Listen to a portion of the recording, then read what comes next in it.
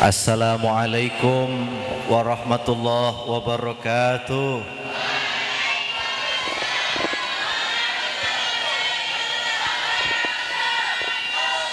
Yang di luar tidak jawab sepertinya ini. Assalamualaikum warahmatullahi wabarakatuh.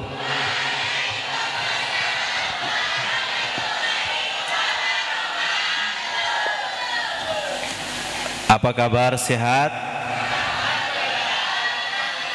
Kaifa ahwalukum, khair? Kaifa ahwalukunna bi khair? Natamanna an nakuna bi khair kullal yawm insyaallah. Amin ya rabbal alamin. Yang saya muliakan, yang saya hormati, guru kita bersama Bapak Kiai Haji Faisal Muhammad Ali Nurdin LCMA beserta Ibu. Yang saya hormati para asatidz Pesantren Nurul Ilmi, anak-anakku sekalian, santriwati, santriwan, yang mudah-mudahan kalian semua diberikan kekuatan lahir batin oleh Allah, kesehatan lahir batin oleh Allah. Amin ya rabbal alamin. Selama ini kalau kita ditanya apa kabar, selalu kita mengatakan sehat wal afiat. Sehat wal mal farqu bainas sihah wal afiyah. Apa beda antara sehat dengan afiat? Ayo. Yang dapat jawab hadiahnya haji. Oh, kalau mampu. Ayo, apa bedanya antara sehat afiat? Ada yang tahu? Mal farqu bainas sihhati wal afiyah. Ada yang tahu?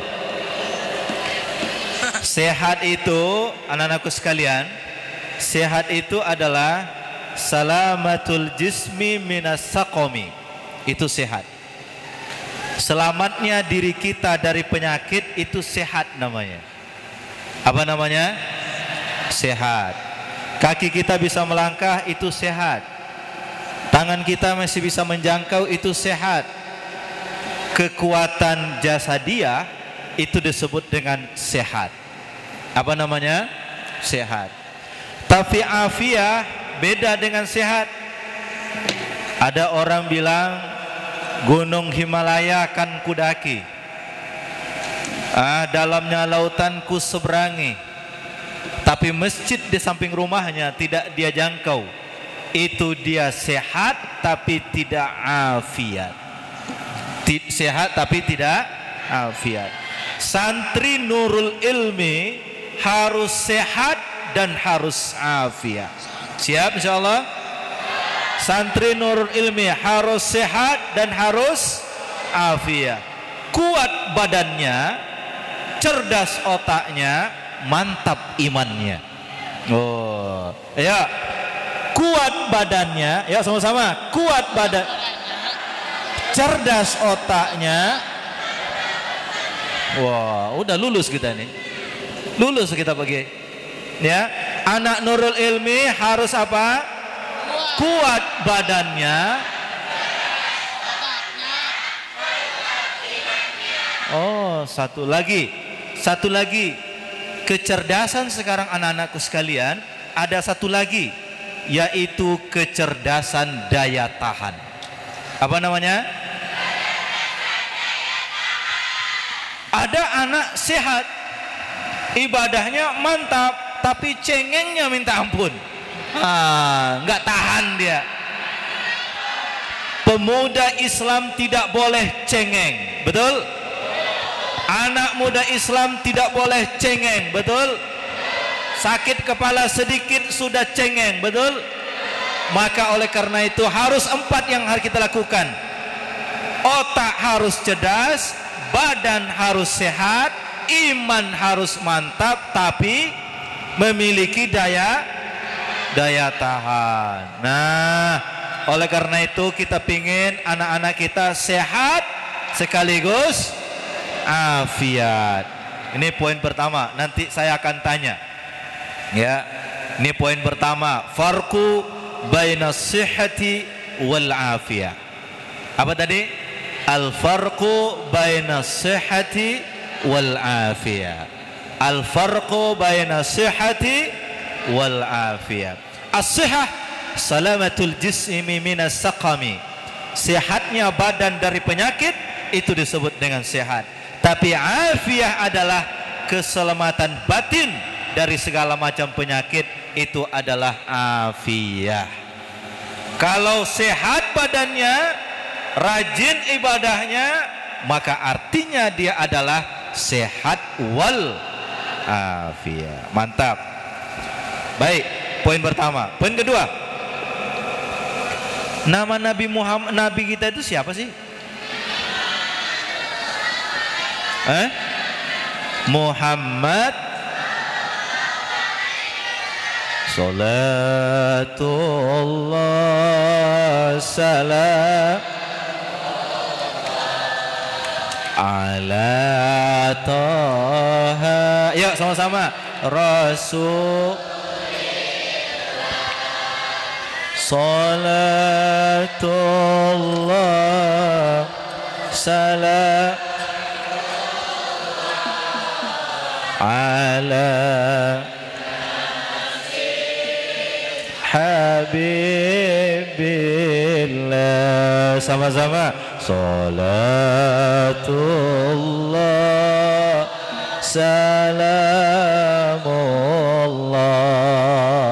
ala taha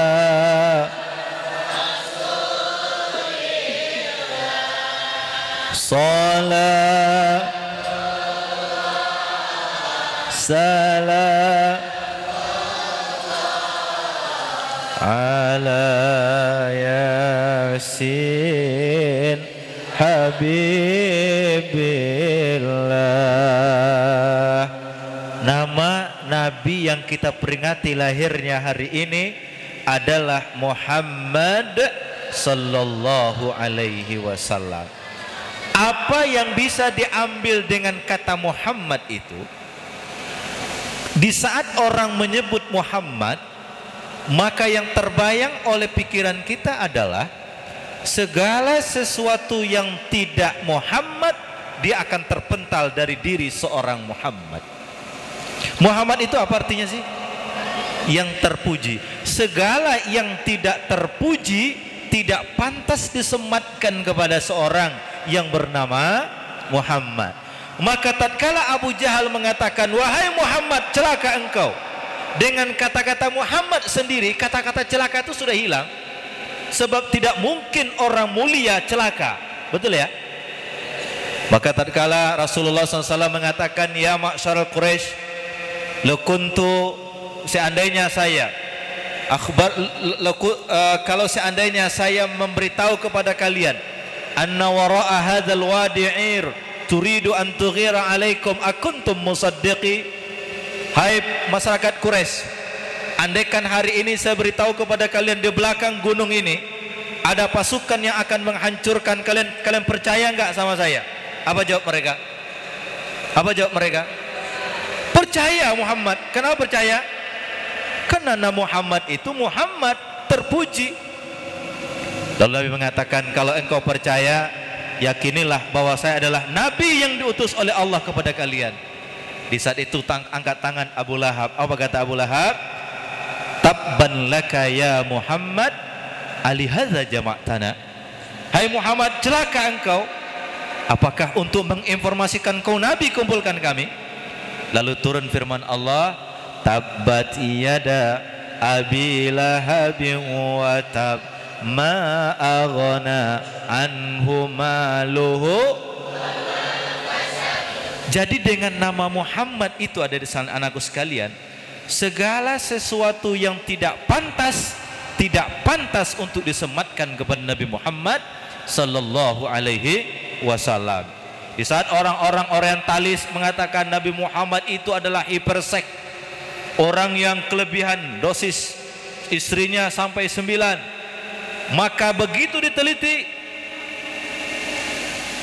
Segala tuduhan-tuduhan yang tidak pantas itu tidak pantas disematkan kepada seorang yang bernama Muhammad.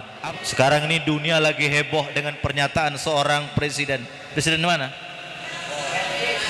Presiden mana? Presiden mana? Tahu Perancis? Tahu Perancis? Di mana Perancis itu? Perancis itu simpang Bojonggedok belok kiri. Perancis. Jadi tatkala orang menghina Muhammad pasti dia akan terpental.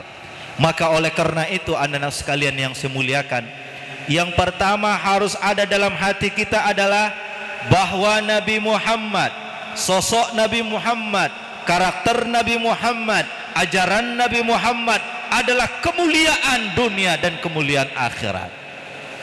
Ya, orang yang bersentuhan dengan ajaran Nabi Muhammad dia adalah orang yang mulia. Orang yang membela ajaran Muhammad adalah dia yang mulia karena dia memuliakan yang mulia. Siapa dia? Muhammad sallallahu alaihi wasallam. Yakinlah anak-anakku sekalian, hari ini berada di jalan yang mulia, jalan yang diridhoi oleh Allah, jalan yang diwariskan oleh Nabi Muhammad sallallahu alaihi wasallam. Khairukum man ta'allamal Qur'an wa 'allamah. Sebaik-baik kalian adalah yang belajar Al-Qur'an dan mengajarkan.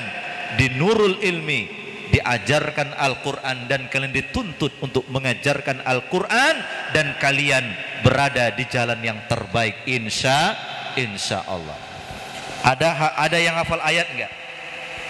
Innal ladzina yaktumuna ma anzalna. Ayo lanjut. Juz berapa itu ya? Juz berapa itu ya? Innal ladzina yaktumuna ma anzalna minal bayyinati wal huda. Terus min ba'di ma bayyanahu lin-nasi fil kitab. Terus ulaika yal'anuhumullah. Terus wa yal'anuhumul la'inun. Coba lihat ayatnya. Innal ladzina yaktumuna ma anzalna minal bayyinati wal huda. Sesungguhnya orang-orang yang menyembunyikan apa yang Allah turunkan kepada Nabi Muhammad sallallahu alaihi wasallam berupa kitab dan petunjuk. Apa yang Allah berikan? Yal'anuhumullah. Mereka akan dilaknat oleh siapa? Malaikat. Dan seluruh yang melaknat bisa melaknat. Saya buka tafsirnya Ibnu Katsir. Beliau mengatakan begini: orang-orang yang menyembunyikan ajaran Nabi Muhammad dilaknat oleh Allah, dilaknat oleh malaikat, dan seluruh yang bisa melaknat akan melaknat mereka. Mafhum mukhalafahnya, kata Ibnu Katsir, orang yang mempelajari ajaran Nabi Muhammad, orang yang mempelajari ajaran Nabi Muhammad, yang menyebarkan ajaran Nabi Muhammad, yang mempertahankan ajaran Nabi Muhammad, didoakan oleh, dirahmati oleh Allah, dirahmati oleh malaikat, hatta hut fil bahar. Bahkan apa itu? Ikan-ikan di laut pun ingin mendoakan mereka. Jadi kita yang menuntut ilmu ini didoakan oleh malaikat, dirahmati oleh Allah, bahkan ikan di laut pun ikut mendoakan kalian semua. Pernah menghitung jumlah ikan di laut enggak? Berapa jumlah ikan di laut? Ada orang Madura nangkap ikan sampai ke Filipina. Ya, begitu ditangkap di Filipina, kamu orang mana? Orang Madura. Kenapa nangkap ikan ke sini? Kata dia, ini ikan Surabaya yang lari ke Filipina, kata dia. Ditangkap karena ikan Surabaya lari ke sana. Saking banyaknya ikan kita, ya kan? Kalian yang menuntut ilmu di sini, yang belajar ilmu di sini, didoakan oleh Allah, didoakan oleh malaikat, didoakan oleh seluruh yang bisa mendoakan kalian. Jadi kehadiran kalian di tempat ini bukan hanya didoakan oleh ibu dan ayah kalian, tapi didoakan juga oleh pohon-pohon, didoakan juga oleh tembok-tembok, didoakan juga oleh binatang-binatang, didoakan oleh ikan-ikan di laut pun akan mendoakan kalian. Maka yakinlah orang yang belajar ilmu agama tidak akan pernah sengsara hidupnya. Betul? Saya selalu bilang ke Pak Kiai, Pak Kiai sudah dalam rahmat yang besar, sudah punya pondok, sudah ada anak yang belajar mengaji di sini, sudah mereka belajar kitab Allah, berkitab Nabi Muhammad, belajar sunnah-sunnah Rasulullah. Maka sungguh kalian berada dalam sebuah kebaikan yang sangat besar. Jangan minder jadi anak pesantren, betul? Jangan minder jadi santri, betul? Santri kuat, negara jaya. Wah, begitu. Harus bangga. Kalian minder jadi santri? Kalian minder jadi santri? Santri kuat, negara jaya. Jadi Nabi Muhammad adalah orang yang Muhammad, yang terpercaya, orang yang mulia. Maka siapapun yang dekat dengan Nabi Muhammad, yang mempelajari ajaran Nabi Muhammad, yang membela sunnah Nabi Muhammad, yang menebarkan ajaran Nabi Muhammad, dengan sendirinya dia akan menjadi sosok yang mulia. Insya Allah kita semua akan menjadi orang yang mulia. Kenapa kita mulia? Karena kita sedang berada di jalan Nabi Muhammad sallallahu alaihi wasallam. Yuk salawat lagi. Salatullah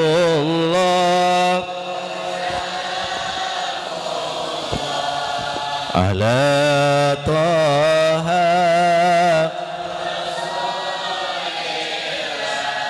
salat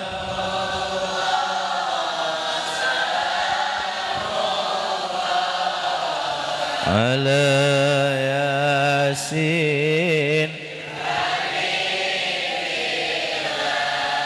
tawassalna bismillah wa bil hadi rasulillah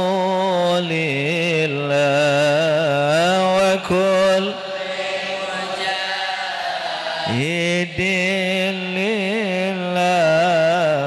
bi ahlil badri ya Allah. Sudah jadi sehat afiat. Kenapa Nabi Muhammad disebut Muhammad? Terpuji. Siapapun yang ikut ajaran Muhammad, yang menyebarkan ajaran Nabi Muhammad, yang ikut di golongan Nabi Muhammad, insya Allah terpuji. Dan kalian berada di jalan yang terpuji itu insya Allah. Poin kedua, poin ketiga. Saya begitu biasanya ceramah pakai poin-poin, biar enak didengar dan enak dicerna.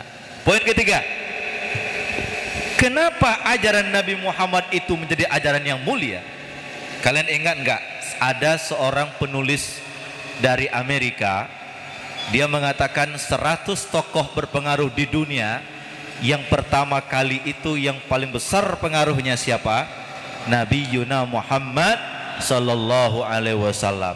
Suatu ketika saya ke Saudi Arabia, saya dikasih buku salah seorang dosen dari Ummul Qura Pak Kiai. Judul bukunya Hadza Muhammadun wa hadhihi barahinu risalati. Inilah Muhammad dan inilah kehebatan risalahnya. Dia mengutip pendapat yang mengatakan bahwa tokoh yang paling berpengaruh di dunia adalah Nabi Muhammad. Dia analisa kenapa ajaran Nabi Muhammad itu dan Muhammad SAW jadi tokoh paling berpengaruh di dunia. Paling tidak alasannya ada dua. Berapa alasan tadi? Dua. Alasan yang pertama, tidak ada tokoh di dunia ini yang ajarannya dipegang sejak dia muncul sampai dunia kiamat selain baginda Nabi Muhammad sallallahu alaihi wasallam. Tidak ada tokoh di dunia ini yang ajarannya dipegang sejak dia muncul sampai dunia kiamat. Tidak ada tokoh itu kecuali baginda Nabi Muhammad sallallahu alaihi wasallam. Banyak tokoh mengeluarkan pendapat, menyampaikan idenya, tapi tidak lama kemudian ide itu hilang dengan hilangnya orang itu. Ada tokoh menyampaikan sebuah analisa di saat dia masih hidup, maka analisa itu berguna.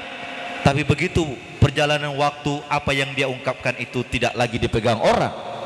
Tapi Nabi Muhammad sallallahu alaihi wasallam, semenjak beliau muncul sampai dunia kiamat, ajaran beliau akan tetap benar dan dipegang oleh manusia. Itulah yang membuat Nabi Muhammad adalah tokoh yang paling berpengaruh di dunia. Kita mengenal dulu ada seorang namanya Napoleon Bonaparte. Kita mengenal ada seorang namanya Soekarno. Kita mengenal ada seorang namanya Bill Clinton. Kita mengenal seorang namanya Erdogan. Kita mengenal seorang namanya sahabat-sahabat yang lain. Ketokohan mereka jauh di bawah ketokohan baginda Nabi Muhammad sallallahu alaihi wasallam. Kenapa? Karena ajaran Nabi Muhammad adalah ajaran yang kekal sampai hari kiamat. Tidak ada yang bisa membantah ajaran Nabi Muhammad sallallahu alaihi wasallam. Di saat virus corona ini muncul, anak-anakku sekalian, di Amerika ada seorang sosiolog membuat sebuah analisa besar terhadap penyebab dan antisipasi daripada virus corona. Hasilnya dia mengatakan adalah jalan terbaik untuk keluar dari virus corona adalah ajarannya baginda Nabi Muhammad sallallahu alaihi wasallam. Jauh sebelum Kementerian Kesehatan mengatakan yuk cuci tangan, Nabi Muhammad sudah mengajarkan cuci tangan. Kalau kalian tidur lalu bangun, jangan pegang makanan sampai kalian cuci tangan. Apa alasannya? La tadri aina batat yaduk. Kalian tidak tahu aina batat yadak. Kalian tidak tahu di mana tanganmu menginap tadi malam. Itu alasan Nabi. Maka Nabi Muhammad mengatakan, apa yang disampaikan oleh Nabi Muhammad sekarang reduksi kembali oleh manusia. Kenapa? Ajaran yang disampaikan puluhan abad yang lalu, ya 14 abad yang lalu sampai sekarang dipegang orang. Itulah penyebabnya Nabi Muhammad adalah tokoh yang paling berpengaruh di dunia. Satu. Yang kedua, tidak ada tokoh di dunia ini yang namanya diabadikan dengan nama pencipta alam semesta sampai hari kiamat kecuali Nabi Muhammad sallallahu alaihi wasallam. Setiap muazin di seluruh penjuru dunia kalau memanggil orang untuk pergi sholat, apa dia bilang? Asyhadu an la ilaha illallah. Setelah itu apa? Asyhadu anna Muhammadar Rasulullah. Siapapun yang masuk ke dalam Islam wajib mengucapkan asyhadu an la ilaha illallah wa asyhadu anna Muhammadar Rasulullah. Dan bahkan di akhirat nanti seluruh nabi dan rasul tidak bisa memberikan syafaat besar terhadap umatnya. Nabi Yuna Muhammad sallallahu alaihi wasallam diberikan oleh Allah yang kita sebut dengan syafaatul kubra. Syafaatul kubra. Wahai Muhammad, angkat kepalamu, is'al tu'ta, minta saya beri, kata Allah. Kata Rasul, ya Allah, umatku, selamatkan umatku. Maka itulah syafaatul kubra. Mudah-mudahan kita semua mendapatkan syafaat baginda Nabi Muhammad sallallahu alaihi wasallam. Berapa alasannya tadi? Dua. Yang pertama apa? Ajarannya kekal sampai hari kiamat. Yang kedua, namanya digandengkan dengan nama siapa? Pencipta alam semesta. Siapa itu? Nabi Allah subhanahu wa ta'ala. Bahkan di dalam ayat, anak-anakku sekalian yang saya muliakan, ayat yang kalian baca selama ini, wa ma arsalnaka illa rahmatan lil alamin. Selama ini kita memahami ayat itu bahwa rahmat itu hanya untuk Nabi Muhammad. Padahal di dalam ayat itu Allah menggandengkan antara dia sang rahim, dan Nabi Muhammad pemilik rahmah itu. Wa ma arsalna. Nah, itu di siapa di situ? Man nahnu di situ? Allah. Sebagai apa? Pemberi risalah. Ka itu siapa? Muhammad. Allah dan Muhammad dikatakan sebagai rahmatan. Sebagai apa? Rahmatan. Oleh karena itu dia menamakan dirinya dengan Ar-Rahman Ar-Rahim. Dan Muhammad juga sallallahu alaihi wasallam Allah katakan fabima rahmatim minallah lintalahu. Dengan rahmat dari Allah kalian berlemah lembut terhadap mereka. Jadi dua alasan kenapa Nabi Muhammad jadi tokoh yang paling berpengaruh di dunia. Yang pertama apa? Ajarannya kekal sampai hari kiamat. Yang kedua, namanya diabadikan sebagai sosok yang disandingkan dengan Allah Subhanahu wa ta'ala. Asyhadu an la ilaha illallah wa asyhadu anna Muhammadar Rasulullah. Sudah dua. Siapa yang bisa mengingat tadi? Yang pertama saya sampaikan apa? Sehat afiat. Yang kedua Muhammad. Apa itu Muhammad? Terpuji. Kenapa dikatakan terpuji? Karena seluruh apa yang dikaitkan dengan Nabi Muhammad pasti terpuji. Yang ketiga, Muhammad adalah tokoh yang paling berpengaruh di dunia. Alasannya berapa? Dua. Yang pertama, ajarannya kekal sampai kiamat. Yang kedua, namanya disandingkan dengan nama Allah Subhanahu wa ta'ala. Dah lulus semua. Lulus masuk Madinah semua nanti. Amin. Wah, kiai tamatan Madinah S1-nya. S2-nya di Malaysia. Wah, kalau kiainya tamatan Madinah, santrinya harus S3 nanti di Madinah. Wow. Amin ya rabbal alamin. Kan pemuda yang baik itu bukan mengatakan adalah bapak saya, tapi pemuda yang baik itu mengatakan siapa? Ha anata, saya inilah saya. Ya. Jadi kalau kiai mengatakan saya dulu itu bapak saya sudah lama meninggal, ya. Saya datang ke Jakarta, saya selalu cerita itu. Saya dulu jalan kaki itu di waktu tinggal di Buncit Raya, jalan kaki, ya. Kemudian cari hidup sendiri, cari ngekos sendiri, sampai S3 pun cari sendiri, ya kan? Naik haji pun dikasih orang. Ya. Dan saya jadi PNS pun itu tidak pernah daftar saya jadi PNS. Dapat SK saya jadi PNS. Enggak daftar. Tiba-tiba dapat SK jadi PNS. Waduh. Nah, apa ini?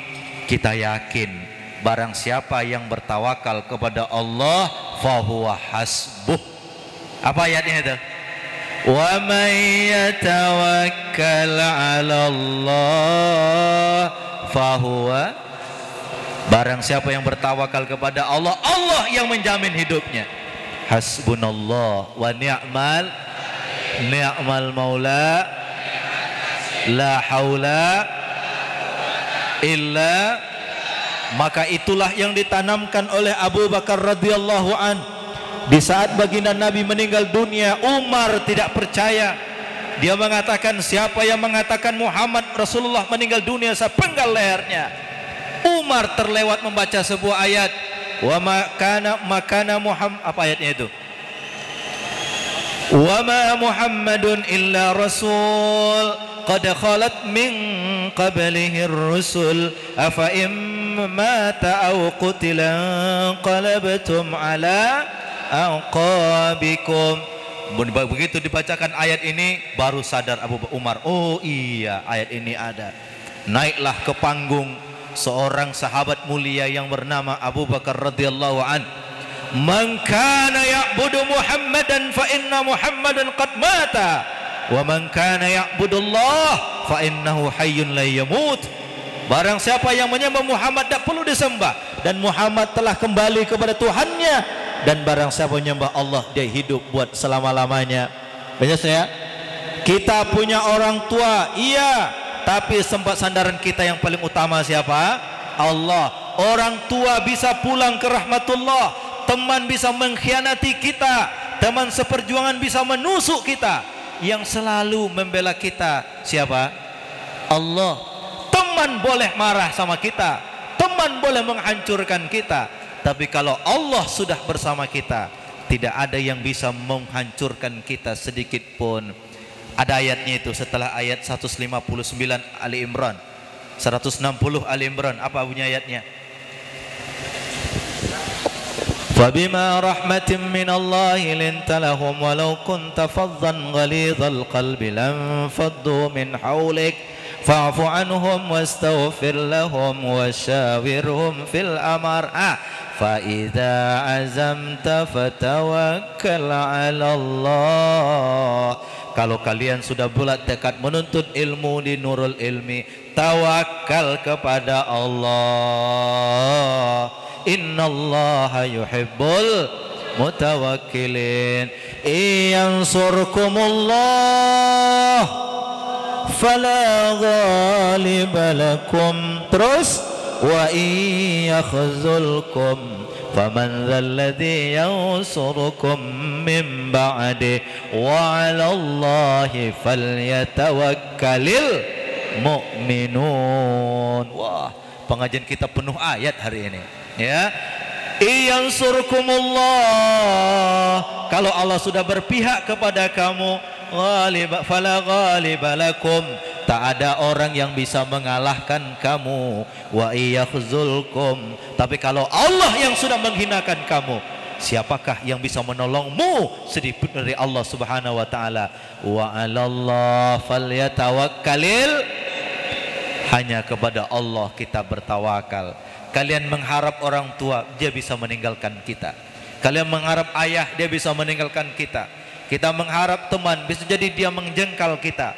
Tapi kalau kita bersandar kepada Allah, Allah senang dan Allah melihat kita buat selama-lamanya.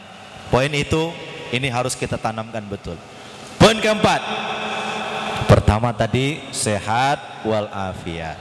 Yang kedua, Muhammad sallallahu alaihi wasallam.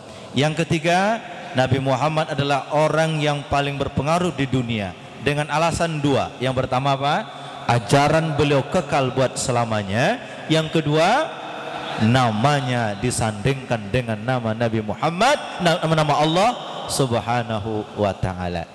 Yang keempat, apa yang harus diperjuangkan oleh umat Nabi Muhammad akhir zaman ini? Ini poin kita yang paling luar biasa ini. Apa yang harus diperjuangkan oleh siapa? Oleh umat Nabi Muhammad di akhir. Bada'al Islamu ghariban sayaudu ghariban kama bada fatuba lil ghuraba. Islam dulu datang dalam keadaan terasing. Orang yang masuk Islam dianggap asing. Orang yang mengucapkan la ilaha illallah Muhammadur Rasulullah dianggap asing. Orang yang menutup aurat dianggap asing dulu. Begitu Islam jaya, di akhirnya nanti dia akan dianggap asing lagi. Demi NKRI kemudian yang bercadar dianggap radikal. Ada nggak filmnya sekarang itu? Ada filmnya itu, ya. Ada dua orang santri, apalah gitu ya, marah kepada orang yang bercadar dan seterusnya. Ya, satu, ya, apa yang harus diperjuangkan oleh umat Nabi Muhammad saat sekarang ini? Ini hasil riset, hasil penelitian. Ya, satu, umat Islam harus izzah dengan Islamnya. Apa itu izzah? Harus bangga dengan Islamnya. Ini sekarang, Bapak Ibu sekalian, makanya sekarang itu Pak Kiai selalu bilang, kita harus membuat santri kita pede. Itu hasil riset bahwa yang harus dilakukan oleh umat Islam hari ini adalah membangkitkan kebanggaan mereka terhadap agama mereka. Sekarang ini kan orang mulai malu-malu kucing dengan Islamnya, betul ya? Janganlah terapkan sistem ekonomi Islam, nanti kita akan dikucilkan. Ternyata ekonomi liberal menghancurkan semuanya. Yang menyelamatkan adalah ekonomi Islam, ya kan? Oh, kalau anak dimasukkan ke pesantren, nanti jadi kolot, nanti jadi ketinggalan zaman. Wallahi, saya kemarin berkunjung ke Amerika, Chicago. Di Amerika, di Chicago ada satu sekolah Islam, namanya adalah Assalam Islamic School di Chicago. Yang masuk di situ bukan hanya orang yang beragama Islam. Yang masuk di sana Yahudi. Yahudi masuk Islam, masuk sekolah Islam. Saya tanya, kamu dari mana? Dia bilang, saya dari orang Amerika asli. Terus, apa agama Anda? Saya Yahudi. Loh, kok Yahudi Anda sekolah di Islamic School seperti ini? Apa jawab orang tua mereka? Saya sampai menanya sama orang tua mereka. Apa dia bilang? Saya ini cemburu dengan anak-anak yang sekolah di sini. Cemburu kenapa? Anak saya tidak pernah cium tangan saya, kata sang Yahudi ini. Sementara anak-anak yang sekolah di sini setiap ketemu orang tuanya sungkeman cium tangan. Ternyata cium tangan itu diajarkan juga di situ. Ternyata mereka bukan menuntut sainsnya di situ. Mereka bukan menuntut ilmu pengetahuan sainsnya di situ. Yang mereka cari adalah bagaimana anak ini menjadi anak yang beradab dan berakhlak itu. Inilah kebanggaan mereka. Sehingga mereka memasukkan anak mereka ke situ bukan untuk menjadi seorang saintis, bukan untuk menjadi seorang ekonom, tapi mereka ingin mencari nilai-nilai yang hilang di tengah-tengah masyarakat plural di negara-negara maju seperti itu. Mereka tidak menemukan anak mereka cium tangan hormat, ya. Mereka tidak menemukan anak mereka santun kepada orang tuanya, dan mereka melihat itu ada pada anak-anak Islamic School itu, sehingga mereka memasukkan anak mereka ke sana bukan untuk menjadi seorang saintis, tapi adalah untuk menjadi orang yang punya nilai dan harga diri. Dan kita umat Islam harus bangga untuk itu. Ya, jadi harus ini. Jadi kalian nanti boleh jadi dokter, mau jadi dokter? Boleh jadi bupati, boleh. Boleh jadi gubernur, boleh. Boleh jadi pejabat, silakan. Boleh jadi gubernur BI, silakan. Tapi sebelum kalian menjadi gubernur BI, sebelum jadi pejabat, ada roh santri yang tertanam di dalam jiwanya. Kalau nanti jadi gubernur DKI, ya, dia bisa pergi azan, Allahu Akbar, Allahu Akbar, mendengarkan gubernur azan, banyak yang sholat tidak pakai wudhu. Kenapa coba? Kenapa coba? Takut terlambat, gubernur yang azan, ya kan? Selesai dia, Assalamualaikum warahmatullah, Assalamualaikum warahmatullah, ke kanan ke kiri, dia bisa bilang mana kepala dinas, mana kepala ini, mana kepala ini, mana yang punya kepala, mana yang tidak punya kepala, ya kan? Bisa kan? Ya, kalau Ustadz Pak Kiai diundang ke kantor gubernur, dia paling-paling bisa Assalamualaikum warahmatullahi wabarakatuh, mari, pasti begitu aja kan? Tapi kalau gubernur, kepala dinas sosial itu di jalanan Bangka ada orang tua jompo, tolong kau panggil dan masukkan ke tempat yang baik. Itu anak-anak santri kita yang dari daerah-daerah, data dia bayarkan dengan APBD, bisa gubernur dilawan, ya kan? Jadi sebelum jadi apa-apa, kita bangga dengan diri kita sebagai seorang nahnu muslimun qabla kulli syai. Ana muslim qabla kulli syai.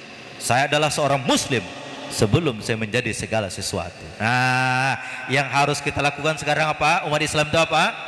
Membangkitkan kebanggaan umat Islam terhadap ajaran agamanya.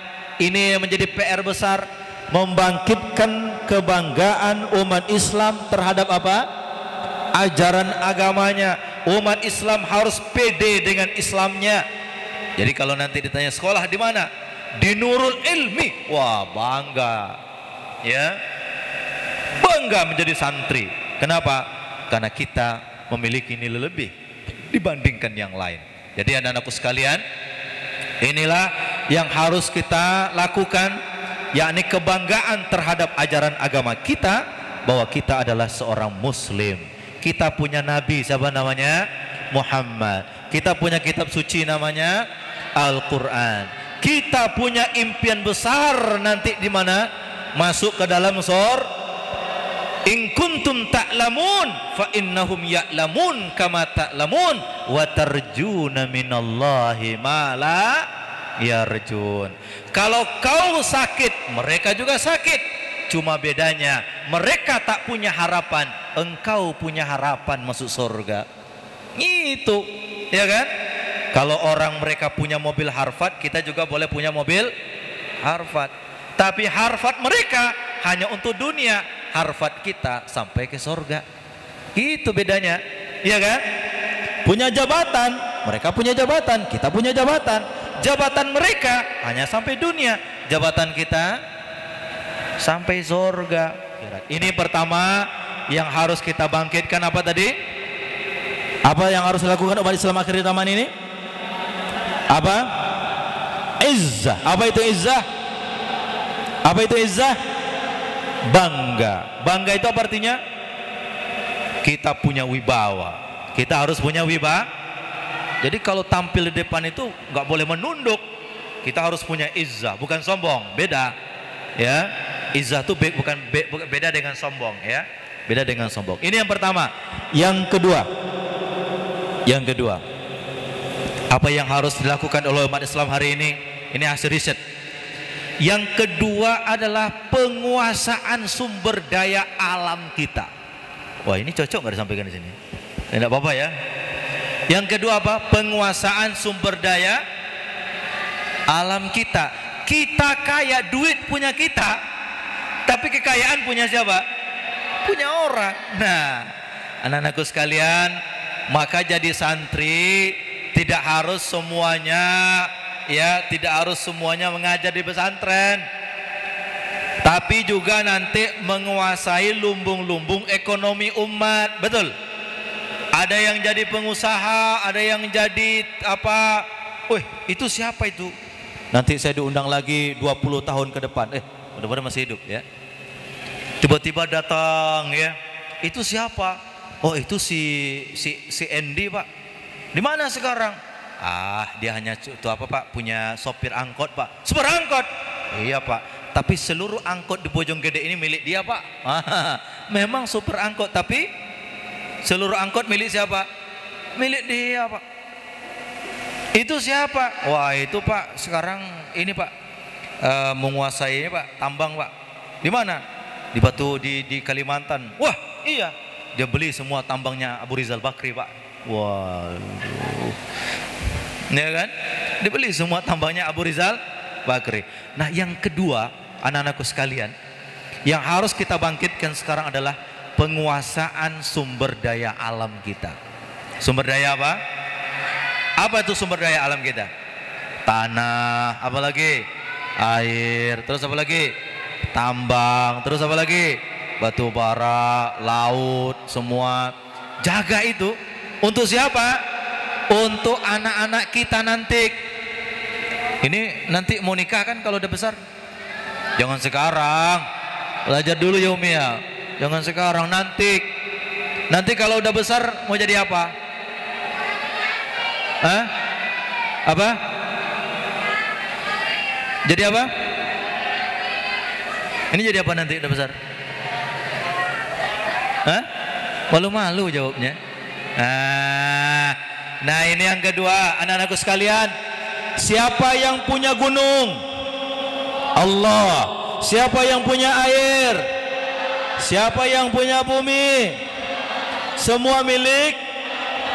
Nah, coba lihat ayat. Afala yanzuruna ilal ibli kaifa khuliqat. Tidakkah mereka yanzurun, bukan yaraun, bukan ra'a tapi nazara. Apa arti nazara itu? Teliti dengan seteliti-telitinya. Penelitian alam. Itu bahasa kerennya sekarang. Lihat bagaimana onta diciptakan, bagaimana langit ingin Allah angkat, bagaimana bumi Allah hamparkan, bagaimana gunung Allah tancapkan. Ini kekayaan alam yang digunakan untuk kepentingan kita. Betul? Inna fi khalqis samawati wal ardh wa ikhtilafil laili wan nahar la ayatil albab. Siapa ulil albab itu?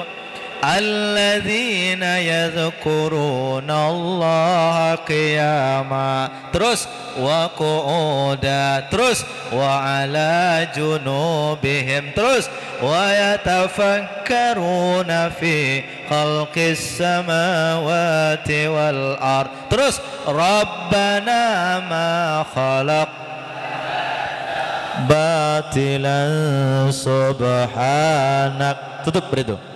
Coba lihat ayat-ayat ini. Sesungguhnya penciptaan langit dan bumi, pergantian siang dan malam adalah tanda-tanda kekuasaan Allah bagi orang yang ulul albab, lub. Kalau kalian baca kitabnya Al-Ghazali, itu dibedakan antara lub, al-aql dan as-sadr. Ya, dikatakan lub. Apa orang yang lub itu? Orang yang lub itu adalah terintegrasi di dalam dirinya tiga potensi besar. Yadhkurunallah, zikir, wa yatafakkarun, fikir. Yang ketiga adalah Rabbana ma khalaqta hadza batila. Apa itu? Kesadaran spiritual. Ya. Fikir, mereka yang mampu meneliti alam adalah orang yang punya intelektual.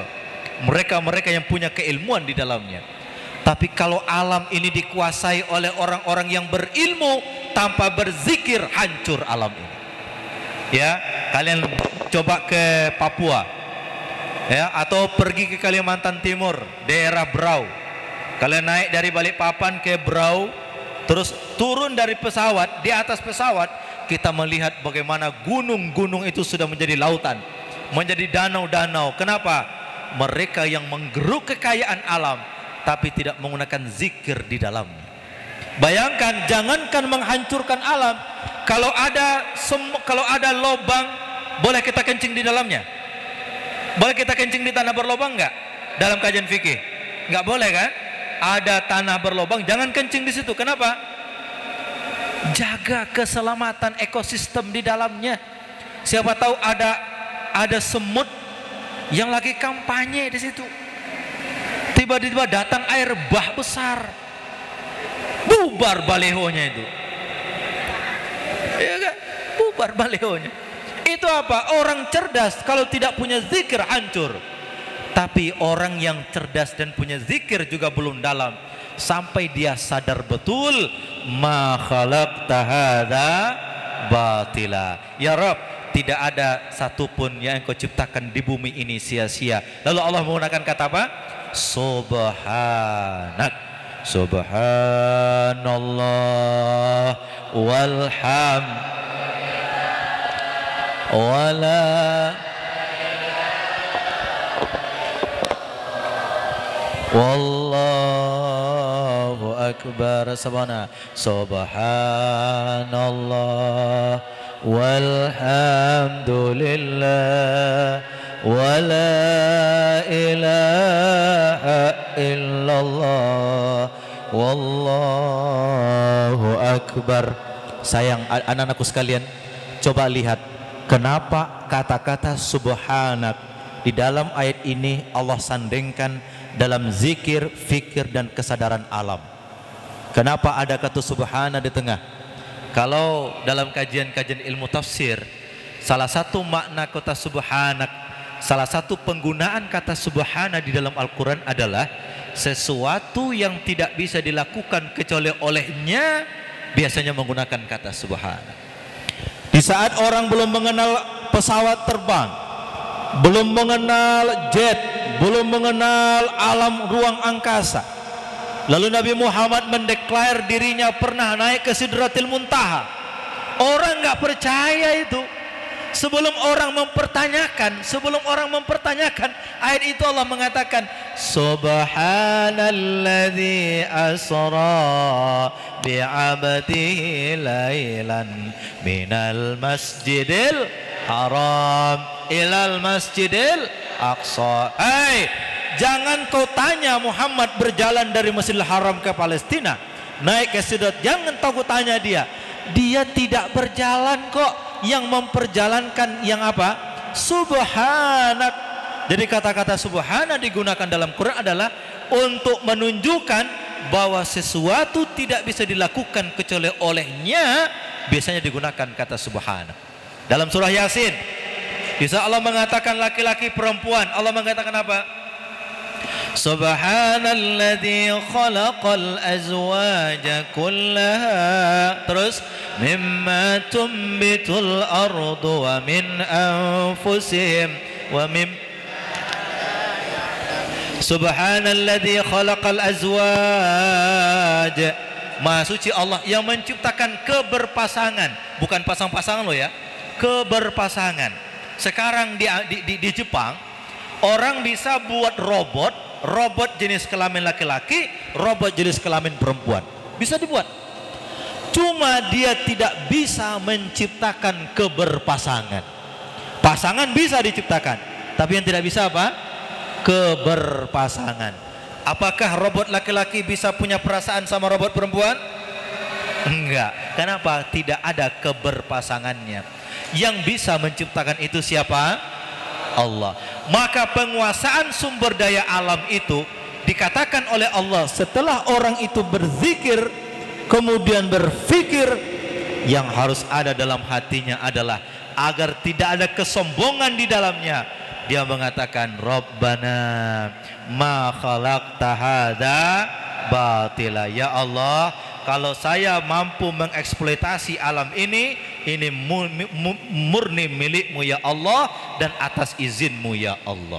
Maka yang harus kita lakukan sekarang adalah bagaimana menumbuhkan zikir, fikir dan kesadaran itu untuk apa? Untuk mengembalikan kembali sumber daya alam Indonesia. Seberapa jumlah penduduk Indonesia sekarang? Berapa jumlah penduduk Indonesia? Hah? Lebih dari 1. Brunei kaya nggak Brunei? Brunei kaya? Oh, Brunei kaya. Tapi penduduk Brunei Darussalam itu 1/10 penduduk Bogor. Iya kan? Iya kan? Amerika kaya, memang kaya, tapi negaranya negara federal. Kita Indonesia ini negara maritim, kaya luar biasa, penduduknya besar. Jadi kalau terbang dari ujung Papua sampai ujung Aceh itu berapa jam Bage? Ada sekitar 7 jam. Sama dengan Indonesia berangkat hampir sedikit lagi sampai Saudi Arabia. Itu luasnya Indonesia ini. Kita negara kaya. Nah, inilah yang harus kita tanamkan kepada anak-anak muda ini. Hai anak-anak Nurul Ilmi, yang akan mewarisi Indonesia ini kalian, bukan orang lain. Ya, yang akan punya tanah Indonesia ini kalian, jangan suruh orang lain. Jangan kita menjadi budak di negeri kita sendiri. Kenapa kita jadi budak? Karena kita tidak sadar untuk mengelola kekayaan alam kita sendiri. Yang terakhir, wah udah panjang banget ceramah ini. Yang terakhir, di tengah-tengah maraknya prinsip ekonomi kapitalis, ya, ekonomi apa tuh yang segala sesuatu harus berujung uang, ya, maka yang harus kita sadarkan sekarang adalah kita punya sorga. Kita punya apa? Kita punya sorga. Siapa orang terkaya di dunia sekarang? Siapa? Bill Gates. Siapa orang terkaya di Indonesia sekarang? Yang punya gudang garam ya? Ya, yang punya gudang garam ya. Nah, yang kaya mati nggak? Yang miskin mati nggak? Yang kaya mati, yang miskin mati, raja-raja. Yang kaya mati, yang miskin mati, raja-raja. Inna lillahi wa inna ilaihi. Kalau mati hanya kembali ke tanah, banyak orang yang minta jadi tanah. Wa yaqulul kafiru ya laitani kuntu turaba. Orang kafir nanti menginginkan dia menjadi tanah saja. Kita datang dari tanah, sekarang di atas tanah dan akan kembali ke dalam tanah. Jasad kembali ke tanah, tapi orang-orang yang beriman akan kembali ke surganya Allah Subhanahu wa ta'ala. Innal abrara lafi na'im wa innal fujjara lafi jahim yaslawnaha yawmaddin wa ma hum anha bighaibin wa ma adraka ma yawmuddin thumma ma adraka ma yawmuddin yawma la tamliku nafsun li nafsin syai'a wal amru yawma idzil lillah. Ya Allah, saya capek tapi mudah-mudahan nanti masuk surga gitu. Ya Allah, saya jauh dari orang tua tapi mudah-mudahan saya masuk surga. Ya Allah, saya bimbang, saya bingung, saya menderita, saya dihina, saya dikucilkan, saya tidak dihormati. Ya Allah, mudah-mudahan itu semua menjadi sarana saya untuk masuk ke dalam surga. Orang yang punya nilai surga di otaknya, dia menjadi orang besar. Ya, orang yang punya surga di otaknya, dia akan menjadi orang besar. Adik-adik, sebagai penutup, di surga ada ojek enggak? Di surga ada ojek enggak? Ada. Di surga ada pohon mangga enggak kira-kira? Ada. Di surga itu ada apa aja yang di surga itu? Mahasiswa ada tanya sama saya, Pak, di surga ada ojek enggak, Pak?